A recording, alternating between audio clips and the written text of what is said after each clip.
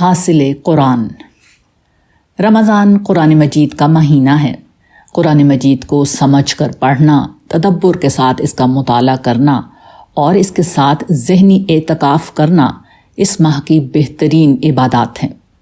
یہ گویا اللہ تعالیٰ کے ساتھ خلوت میں گفتگو کرنے کی ایک فکری اور قلبی واردات ہوتی ہے۔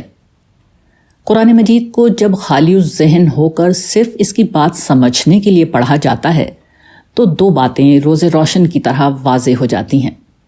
ان میں سے پہلی یہ ہے کہ قرآن مجید کی مرکزی دعوت یہ ہے کہ انسان اپنے جذبات، احساسات، محبت، عبادت، نصرت، اطاعت، حمیت اور حمایت کا اصل مرکز صرف اللہ تعالیٰ کو بنا لے۔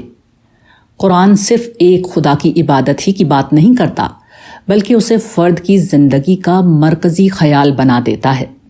یہی قرآن کی بنیادی دعوت ہے۔ قرآن مجید کی دوسری خصوصیت یہ ہے کہ قرآن مجید اپنی دعوت کے لیے جو دلائل دیتا ہے وہ اول تا آخر عقلی دلائل ہیں۔ جذباتی دلیل تو دور کی بات ہے، قرآن جذباتی اسلوب میں بھی کم ہی گفتگو کرتا ہے۔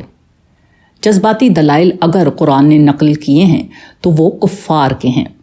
مثلاً کفار یہ کہتے تھے کہ ہم نے اپنے باپ دادا اور بزرگوں کو اس دین شرک پر پایا ہے، یہ غلط کیسے ہو سکتا ہے؟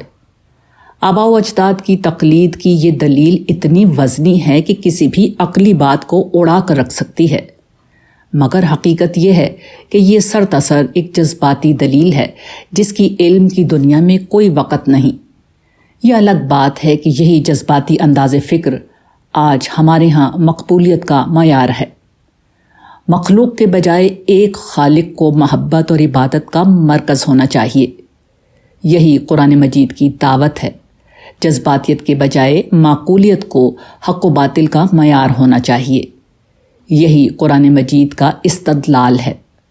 یہی اس فقیر کے زندگی بھر کے فہم قرآن کا خلاصہ ہے۔